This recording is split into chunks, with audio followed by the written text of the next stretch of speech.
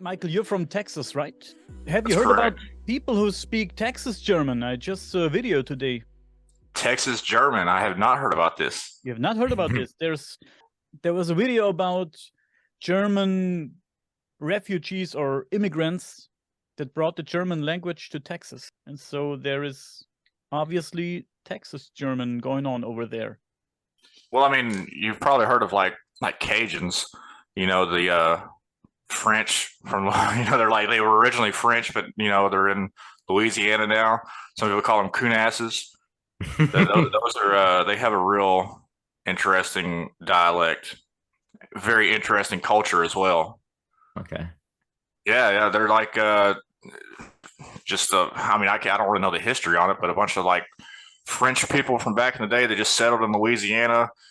They're amongst the swamps and stuff like that, and they live that swamp life, and they have like this real interesting accent that's kind of like I might can try to impersonate it. It's like you gotta shoot that gator. You gotta shoot him. Oh yeah.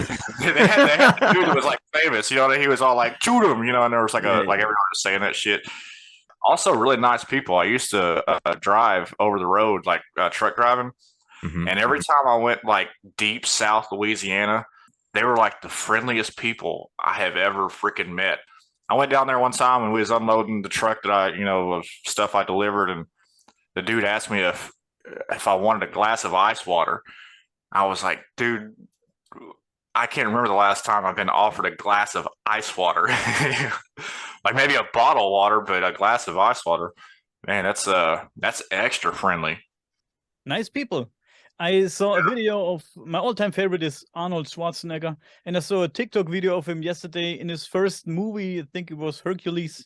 His accent was very strange back then in his first movie. I show you how to throw the discus. Yeah, that Into the chopper. Hercules in New York, probably. He had that real strong Austrian accent, man. Yeah, I think he like his first couple of movies. I think they even had to like dub over his voice because it was so hard to understand. Get to the chopper. Get to the chopper. Let's talk a little bit about UFOs and stuff like that. That's what I say. Speaking of aliens. Yeah, speaking of aliens. Yeah. Speaking of aliens, right? Speaking of foreigners. So you're from Texas. Are you aware of UFO sightings in Texas? Not so many specifically in Texas. Now, I'm sure there's probably plenty of them. I mean, there's a lot of sightings if you just go looking into people's stories. I really like the idea for y'all's podcast. Just like letting people share their stories. It's actually pretty incredible. But I kind of had like an interest in it, and I've been wanting to do a podcast or video about this topic for like a long time because, man, there's so many interesting details in regards to. Have you guys heard of Bob Lazar? Oh yes, of course. Okay, you guys probably have. Yeah, so like I've sit and listened to him talk about his story, which seems very fascinating. I mean, don't get me wrong. I mean, he could be just completely full of shit, but I mean, it doesn't sound like it. If he's lying, he's a good fucking liar, dude. Yeah, and he kept the story up for so many years. That's the yeah, part. he's very consistent. Yeah. Right. Yeah, he is. So yeah, I was just I've watched a lot of videos and listened to some audio of him telling his story. About getting this job, being a young man getting this job out in the middle of the desert at a secluded location where they just told him, the job is in advanced propulsion. It's like basically all he knew in the beginning, but then he gets out there and it ends up being not Area 51 specifically, but he said about 15 miles south of Area 51 and at a location called Area S4. And basically they're out there, they're working on like particle accelerators and just, stuff I don't really know much about. But something I thought was pretty interesting too was the fuel for these particle accelerators was something called moscovium, I believe. And this is back in like the 80s, right? I think like 88, 89. You know, back before anybody had heard of Moscovium, and then in 2003, 2004 sort of area, they actually added this element 115, they called it. They ended up adding it to the periodic table of elements. Just all like a really bunch of fascinating details, and I really enjoyed his story. And there's like a lot of other, you know, real credible people. There's like Michio Kaku, I believe his name was, who was a professor in like theoretical physics, you know, and he speaks a lot about this sort of stuff. He's got a lot of interesting material too, like in a lot of books talking about like the physics of the future and like impossible physics, I think one is called, and stuff like that. So I enjoy listening to guys like that, and that's really kind of steered me toward trying to look further into this. You know, I'm just kind of like like I said, I'm not one of these like these people that's got like an amazing story. I've never seen a UFO. I've never been abducted. I've had nothing injected into my you know, backside that I can recall. You know, In Uranus. my Uranus is untainted, thankfully. Good for you. I just have like I think there's a lot of things that are just really, really important about this issue. Then, of course, there's a lot of theories. I mean, when I get to looking at these like Facebook groups and stuff like that, there are some people that are just convinced that we're on the verge of war, like an interstellar war. You know what I mean?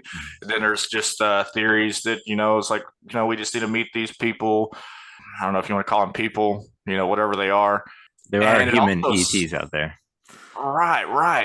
And also it kind of seems like the way, like say, like the government or government officials handle these sort of issues, it seems like now they have to work harder to prove that there are no aliens rather than people proving that there are, you know? So it just kind of seems like we're getting a lot closer to something happening, some beans being spilled. No, I agree. I think the government is slowly leaking information out to us, saying that they do exist, but they don't know what they are. But still, again, like the government spending $2 million or more dollars on the matter over the years secretly, it just kind of raises eyebrows how much they really do know, how much they are covering up. There is the Men in Black. They do cover up certain things and do investigate certain things. I think there's a recent guy who owned a website, Area 51, and it's all dedicated research about Area 51. And this website has been up for years. And just recently, the CIA and the FBI just ransacked his house and took all his computers and documents and shit, and didn't give him any tickets or anything, didn't arrest him or anything, just said goodbye. So even that, like even now that's been happening, that just kind of shows that, yeah, they are real, and yeah, they are really covering up shit. And I don't know, I think louder you are as a whistleblower, the safer you are. But yeah, if you're just kind of, especially that guy, he was really going into the Area 51 base, you know, and then there's a lot of secrets in there, not just extraterrestrial. But hey, do you remember back when they was gonna have that raid at Area 51? That's right. Yeah. Like I wonder whatever happened with that. There's just like a bunch of people was just like, man, we've had enough. We gotta know. They did actually show up. Did they a few hundred did get inside or anything like that? I don't remember how it happened. No. How it played out. No, they all, about a few hundred people came and just went up to right up to the line. Basically, they weren't going to go past, but they just thought the fact that they've drawn so many people to this area with this one guy on Facebook that wrote about, yeah, we should all go raid it because they can't stop all of us type thing. You know, it's really. I'm not counting on the government because they won't tell us. They only give us little bitty piece of what they know. So I'm not counting on the government. I like to listen to guys who actually seen UFOs. I even have a story from Stephenville in Texas. people there claim to have observed strange lights that move very fast and strangely. There was this guy who was hunting deer, and he observed a UFO. It came floating down and then hovered right over him for quite a while. He thought about shooting at the object, but he didn't. He quickly ran away and went home. Probably a good decision, don't you think? Yeah, probably so. Yeah. They would have probed him for sure. There was this other guy who was a former Air Force employee, I think. He too was watching the lights, and he didn't talk about it for a long time because his colleagues taunted him. They said he was lying and bragging about it. So it took him a while to come out with the story. And yeah, I love listening to UFO sightings. There are also quite a few UFO sightings in Germany. I even seen stuff myself, which was quite intense. That was back when I was 16. I'm 42 now. I saw a triangle in the sky moving very strange and very, very fast. I was with 2 friends. It was very impressive. I just heard a story from Switzerland. There was this guy who observed the moon at night. He was looking at the moon, and because he loves watching the moon. And yeah, suddenly he saw a triangular shaped object besides the moon. And he even took pictures of it, and they are very impressive. There's so many fascinating stories out there, and I'm pretty sure there's probably lots of stories of people just making shit up.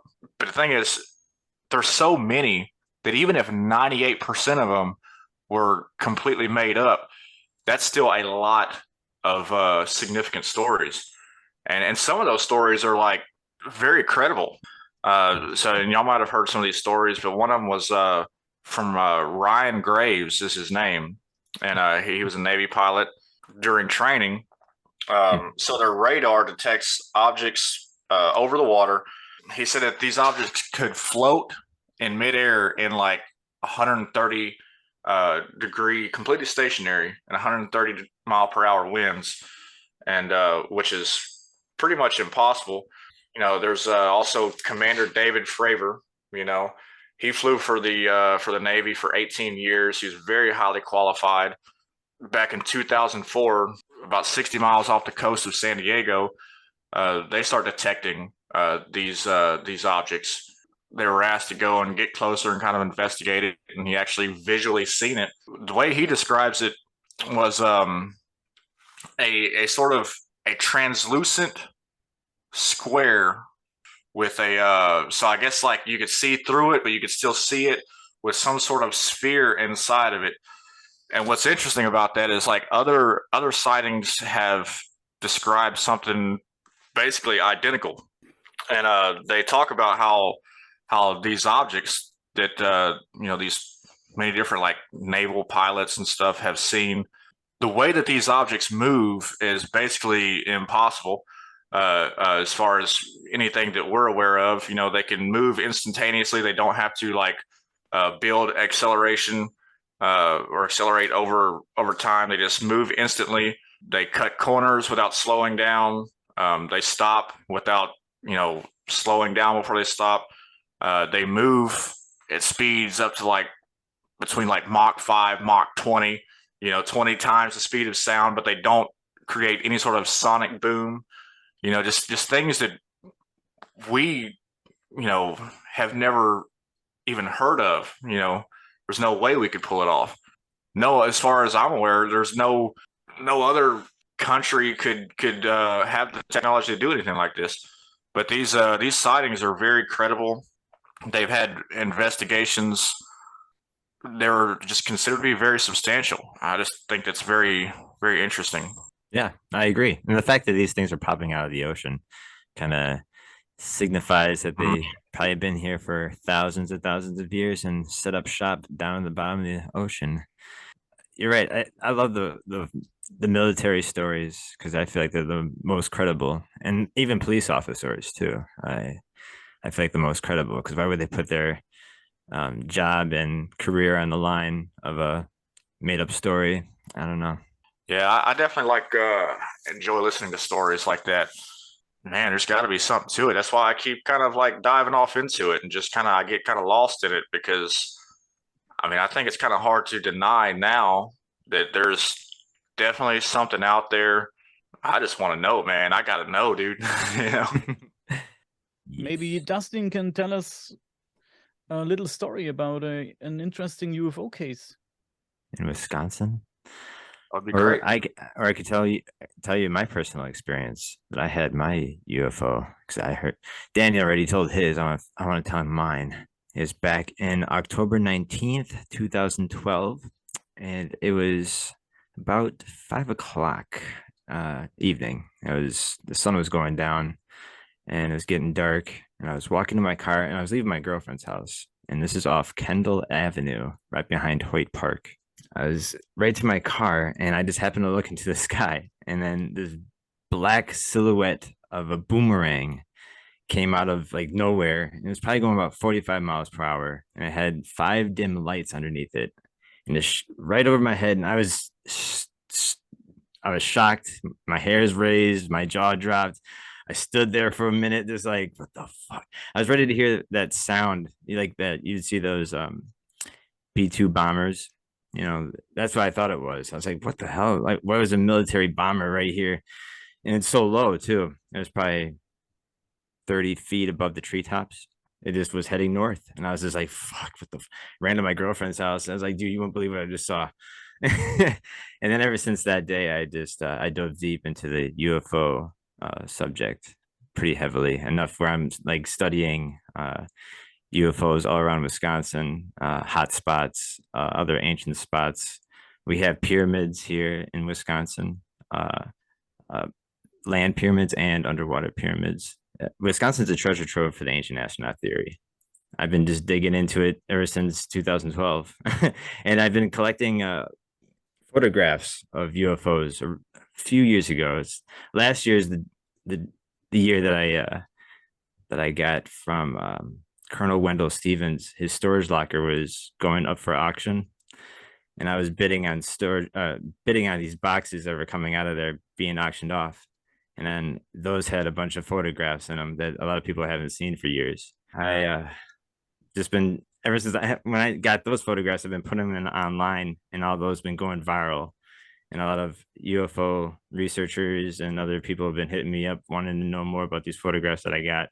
Even Michael Horn, who's big on the Billy Meyer case, hit me up after he realized that I have the photographs of a UFO with a F-117 stealth fighter near Groom Lake, 1981, that was taken by Stephen Wendell's or Colonel Wendell Stevens himself. So yeah, it's been kind of like a roller coaster ever since I got those photographs. Like all these people I've been meeting, and that's how I got to meet Daniel.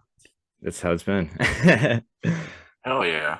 Yeah. So there are so there's like hot spots that people can go to possibly improve their odds. I haven't even really Yes. thought about that too, of Yes. possibly seeing something.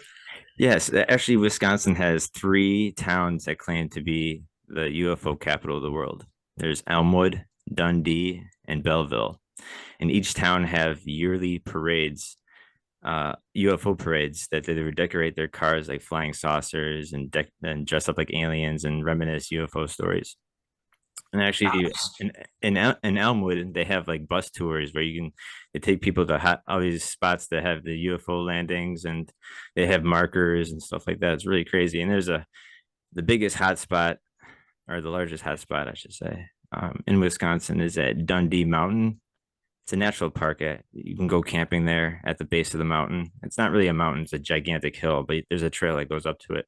But the Native Americans called that hill Spirit Hill back in the day. But there's a lot of paranormal activity happening in that area, and it's been attracting UFOs ever since hundreds of years ago. So people go there to hope to catch some sightings there.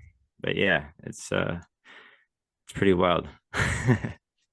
My memory may be kind of failing me. I might be getting kind of mixed up, but it seems like, have y'all watched the documentary with Graham Hancock? Seems like, wasn't there one of those locations in Wisconsin And if there was, what was it? I don't. He talked about the underwater pyramids at Rock Lake near Lake Mills, Okay. and there's 10 gigantic pyramids down there. I guess there's scuba divers back in the 70s who saw them. I guess it was back even further that I guess the first settlers came here. They saw the tips of the pyramids sticking out of the water, and they would ask the natives what they were, and they said that they were the stone pyramids or stone teepees, I should say. And then even Aztalan has the land pyramids where they have they even say the Native Americans in that area said that some strangers came from afar and set up shop where Aztalan is located and built a gigantic wall with logs and then built these pyramids in the middle. And then they were cannibalistic. I heard they waged war with other Indians. They practiced elongating skulls. Weird stuff. And then the most mysterious thing is that this one day they just dropped everything and disappeared. Like there was plenty of food. There was no evidence of plague or anything like that. So it's just kind of like weird that these people came from afar and it's kind of like set up shop and like built this gigantic wall to keep other things out. And then they had this gigantic pyramid set. So they thought even that the Aztec or the Mayans migrated all the way from South America to Wisconsin. There's so many mysteries out there, man. Oh, there's Guys, sun. I have an interesting UFO video right here. Yeah, let's see it. We can watch it. It's from Turkey. It's from 2008, and we can watch it on the channel. Is called the Turkey UFO Incident. If you want, we can watch it. It's a very interesting video. I have a few more, but if you want, we can watch it. It's pretty interesting. Let's start. Holy crap. Oh, right up to the damn thing. It's like a window. It's like a window, and you can see, yeah, a guy or two guys in there. And it was floating over the sea. Oh, shit. Wow. And people seen and filmed it for years there. Yeah, there is a, looks kind of like a triangle. It does. Or a diamond. Or a diamond shaped, yeah. If they only had night vision back then. Yeah, right. Wow. Yeah, that's crazy. Dude, I would freak out if I seen anything like that. I would love to see something like that. Yeah, that is insane. Dude, if I seen some shit like that, oh man, it would change my life. Yeah. I'd be like, man, I'm selling everything. I'm going to like live on the top of this mountain and with a telescope, and that's just I'm gonna live off the land. Well, that's one reason why me and Daniel do what we're doing, because we had such a sighting ourselves that we were pretty convinced that was something we can't explain, and it hit home, or just it sent me out to do this voyage and finding out where the hell we came from, and we're not alone out there in the universe. And I like meeting all these people who have stories. Again, I love hearing them. I give my best advice of what they might be. After seeing something like that, how do you just live a regular life? How do you just go back to work on Monday? Just like, it's hard. It is kind of hard. Yeah. It's like boss man trying to give you orders, tell you what to do, and you're just like, do you even realize what's out there? I can't stock these damn shelves. No, you're right. It's one reason why the government's not going to come out straight up telling everybody, because no one will go back to work. Why would they? Yeah. They've been lied to forever. Yeah, it's just that is kind of a good point. Mm-hmm. Just look what the pandemic did to this world. Like we ran out of toilet paper, for God's sake. I can only imagine what we would run out of aliens came. Yeah, we're like the whole world around us. People don't realize probably just how quickly it can crash. I mean, people just freak out so easy. So yeah, I guess I can kind of understand the containment. I mean, to a certain extent, who knows what's best, to tell everybody the truth or to just like. I heard the Vatican is starting to get people ready too, because they need religious leaders to kind of calm people down too when time does come. Because those are the people that are gonna maybe jump off the rooftops. But yeah, it's gonna crumble religion. And then again, maybe it will just be bringing another good understanding to the religion, or just other words. You know how like other holy books around the world all talk about ancient astronauts. You know, I think there's got to be some sort of because I am also, you know, I really appreciate science, but I also am religious. Also, I just think that there's some area to where the two coexist that we just don't comprehend just yet. You know, it's I just believe there's just a lot of science out there that we don't know yet. I mean, religion comes from somewhere. You know, these stories that you hear in the Bible, or rather in the Quran or whichever, I believe they come from somewhere. And I think people during the time, they just they interpreted things the best way that they knew how, you know. But I definitely think there's something to that for sure. Yes, There sir. are many theories out there where these UFOs could come from. Some say they come from other solar systems. Then there are people who say they could be time traveling people from the future, which I find quite interesting. Maybe Right. you also have to think about the theory of multiverses. What do you think about it? Have you thought about it? Yeah, you know, I've thought a lot, and of course, I have no answers, you know, just like everybody else. But I Yeah. mean, I've definitely considered that, you know, if you would consider them, you know, extraterrestrial, whatever you want to call them. I mean, it could be just advanced, more evolved versions of ourselves, you know. Then again, it could be, you know, a dimensional thing. They could be like living amongst us, you know, right now, all around us, just in a dimension that we can't, or at least we don't always have access to. And that could also kind of explain, like a lot of the paranormal activity. You know what I mean? Actually, from actually watching a couple of y'all's videos, I actually, it really kind of made me think that the alien sightings or in the paranormal activity, they could kind of be one and the same. You know what I mean? They could be linked. You know, I saw an alien. Some people might just say I saw a ghost. You know, I was watching one of y'all's videos where they were talking about how they had the ability to walk through walls. You know what I mean? Yeah. You know, that could be a spiritual thing, or it could just be advanced technology. You know, who knows? Yeah. Interesting you say that. It is. There are more and more researchers or scientists that likes to think about the idea that the UFO phenomenon and the paranormal happenings have the same origin. I also find it very interesting. People who claim that they have been abducted by UFOs often say that supposed aliens suddenly appear in their rooms.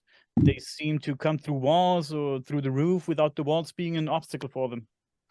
This could almost, seen as a ghostly apparition of some kind, right? Right.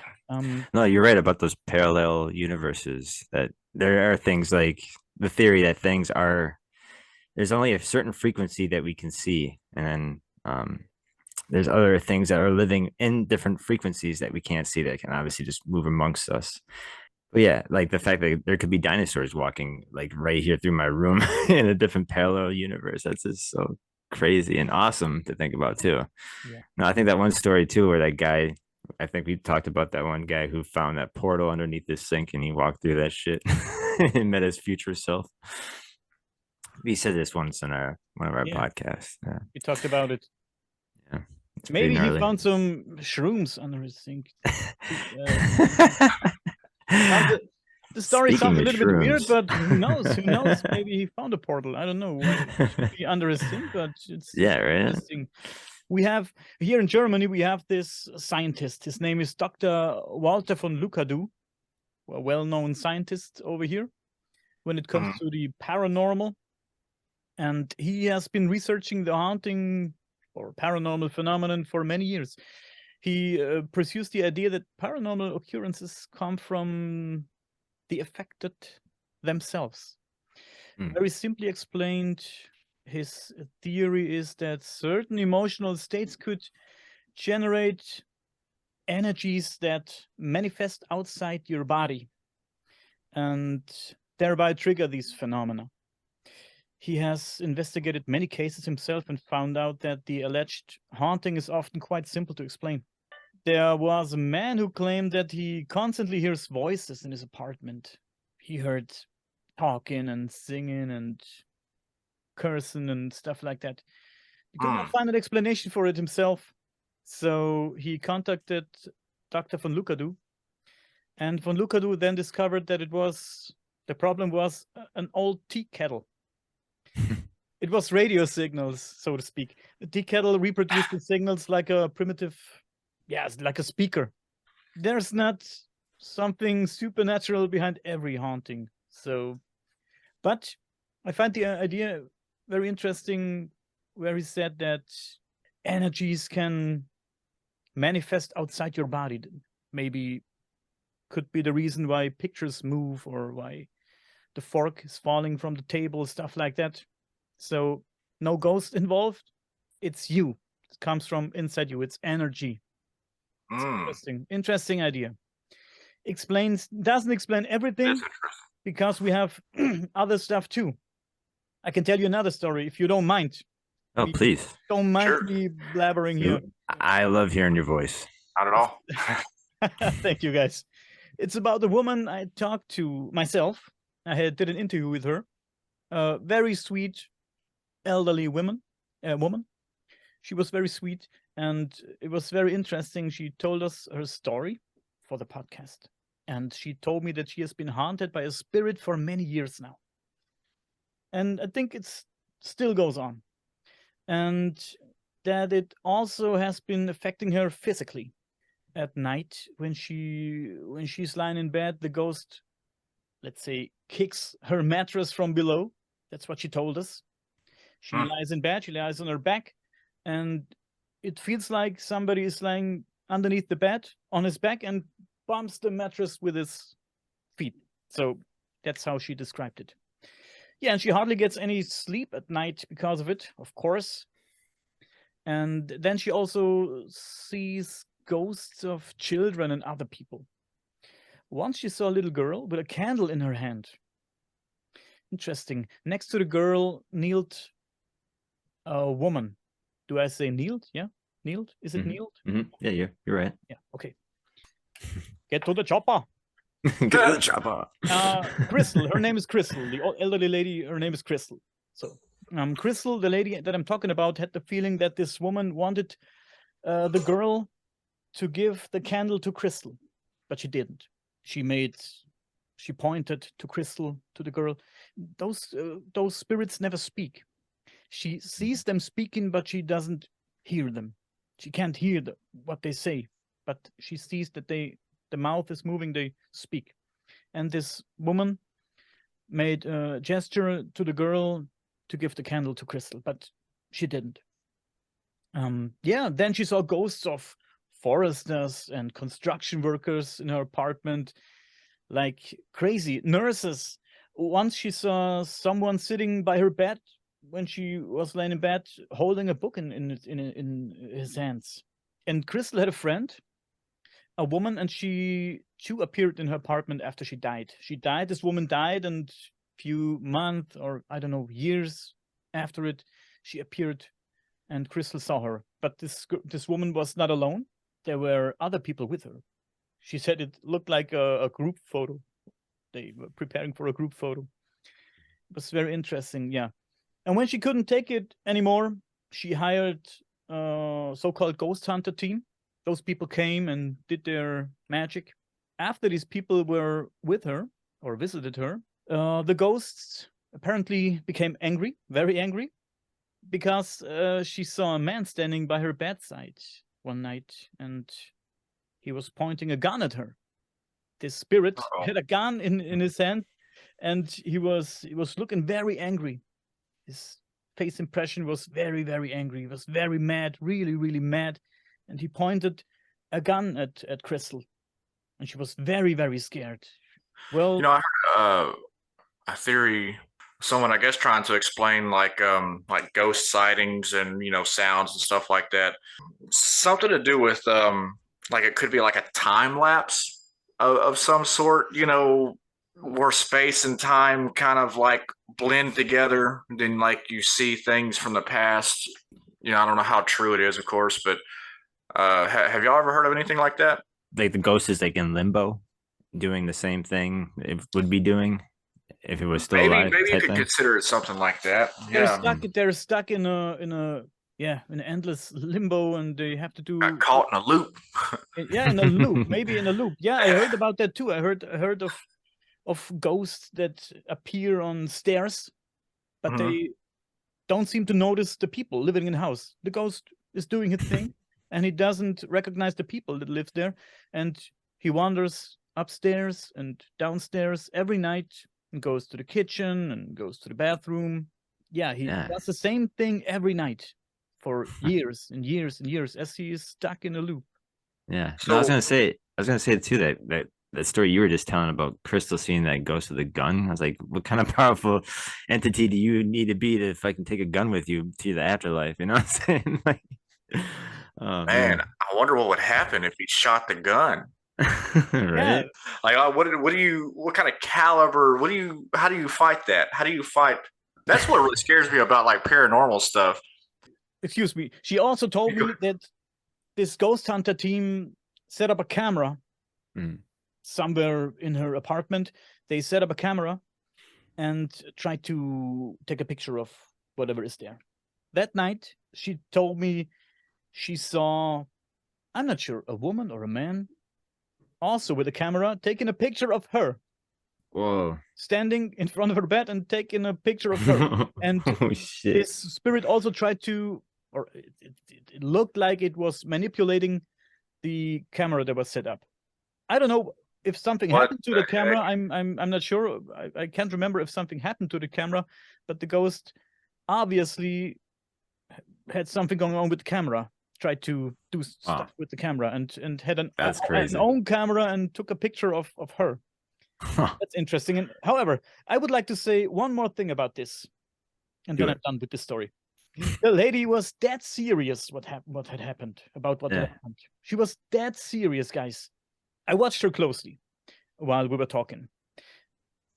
Well, I'm not an expert in this field, but I watched her hand movements. I watched her eye movements. I observed her because I'm always skeptical. But Sure. like I said, she was dead serious. She even got the goosebumps while we were talking. She Oh wow. had the shivers, and sometimes she trembled as if she was Wow. afraid while she were talking, and she was breathing very heavy sometimes, and her eyes went wide and stuff like that. So she was, while she was talking, she was afraid. Maybe she was afraid those spirits, let's call it spirits, hear what she's talking about. Maybe she was afraid that they're following her and listen to what she's Oh shit. what she's telling us. Yeah, and whether it was all in her head or it really happened, I don't know. I don't fucking know. Guys, I don't think she was lying. This woman experienced something in whatever way. And there's something to the paranormal thing. The only movies, as far as like horror movies, that really scare me are the paranormal activity type of movies, especially the ones that are supposedly like true stories. Hmm. See, that shit fucks me up. Like I'll be like paranoid for the rest of the night over that shit because well, the thing is, I spoke about like being religious. Now, I wasn't always religious. I didn't always have I didn't always like I wasn't like a diehard non-believer, but I mean, I just kind of felt like I just didn't know certain things. And whenever I became religious, or starting to believe that there was definitely something else out there, I started noticing signs of like a spiritual realm in the area of like good versus evil. You know what I mean? And I feel like I noticed that. But do you think there's some sort of I mean, we're talking already about basically a spiritual realm, but do you really think there's like a good versus evil like forces out there? Well, when it comes to the ancient astronaut theory, I guess there was raging wars between the gods. So, um, like, well, in the Bible too, talking about the all the fallen angels that went to Earth and mated with the women and created giants, and I think there is that the fact that we have war against each other. I don't know why it wouldn't happen against with the gods or with extraterrestrials. And then there has been evidence with the reptilian gods against the Nordic ETs and stuff like that. I don't know. It is interesting to hear all these holy books talk about these raging wars against each other and all these human emotions that these gods claim to have too. It's kind of weird. I don't know. I do not believe in heaven or hell as Mhm. they taught us in the school Mhm. or in the church. I believe there is something. Somebody asked Mhm. me, "Do you believe in heaven or hell?" I don't believe when I do bad stuff that I get sucked down into depths of the hell and burn for eternity. I don't know. You create your own hell while you're alive. Mm. You can make your life good, or you can make your life miserable. So It definitely matters what we do in this life. My particular sort of religious beliefs are probably very unique. They come from sort of a Christian sort of way of thinking, but I've also kind of like examined a lot of other religions. It's like I do and I don't. I don't really call myself a Christian because I just think that there's a lot of just people just have really just jacked up Christianity and jacked up religion so much. I don't know. I just have like a lot of my own unique views. I think in regards to it, I do have times to where like I find myself genuinely trying to connect with like a higher power and trying to like in the sense of him or it whatever being a creator, being my creator. One particular back when like I was first kind of discovering this and kind of like trying to manifest it, and I was really trying to be a better person, not just for myself, but for this higher power. And I felt like I was making a lot of progress and connecting with it on a spiritual level, and also being just a much better person. And I remember I was at work one day, and all of a sudden I got this message from this chick that I had been wanting to hook up with for like ever. Okay. And this chick was like, dude, I wanted her for a long time. And then like all of a sudden, out of nowhere, whenever I'm at like the heightened state of trying to connect to this higher power on a spiritual level and be a better person, like bam, all of a sudden she wants to come over and she wants to hook up. And I remember looking at my phone, I was just like, no fucking way. No way, dude. You know? It just things like that. Like I'm just like, man, it seems like there's, and you know, it could just be a coincidence. You know, it's a matter of perception, I guess. But it just seems awfully convenient, you know, to somebody. I don't consider myself as a spiritual person, but I don't believe in coincidences. Everything happens for a reason. That's what I believe. No coincidences. Sure.